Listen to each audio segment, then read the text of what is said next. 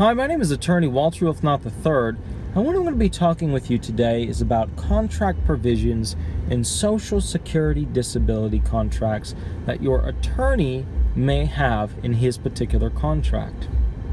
A provision that you will usually see, is a waiver, a waiver or a varying, or a change of details, or an alteration of clauses,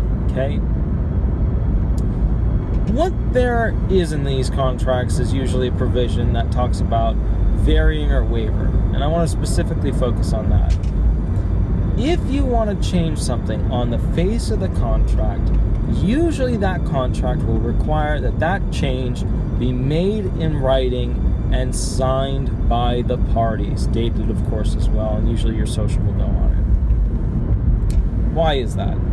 The reason why is that at the end of the day, it's extremely important, that if you want something changed with that contract, that all the parties agree to it, as opposed to just someone magically changing it, whether it be the attorney or you.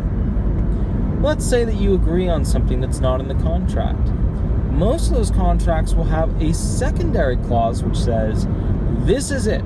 This is all the agreements of the parties. There are no other agreements, and within the four corners of this document, going to each corner, nothing new can be found outside of those four corners.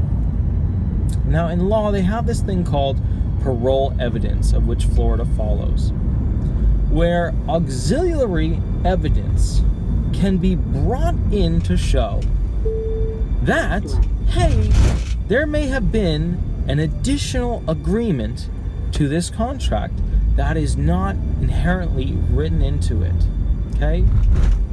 We're going over little speed bumps here because we're going to pick up an Onyx 1640 mix board that I use for a lot of my audio recordings. So what do you need to know about that?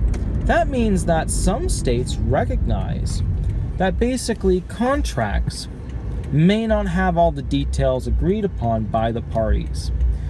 So inherent in these contracts with the attorneys, we tend to always place in the contract that this is it. This is all that can be considered. Everything. All of the agreements between the parties. We've agreed to these things, we've agreed to nothing else. Well, in Florida, that doesn't hold. It can be used to show, through parole evidence, that additional agreements did exist. My name is attorney Walter Rudolph Hnot III. I hope you have an amazing, wonderful, super duper day. Remember, this video may be old hat by the time you watch, and if you have a unique question for your unique claim, go ahead and give me a call. All right? You have an absolutely wonderful day, and I want to win your benefits. When you get a chance, start watching some more videos. Learn about your subject. Go forward, do the best job you can, because life is all about doing the best job you can on some things, All right, thanks so much. Bye-bye.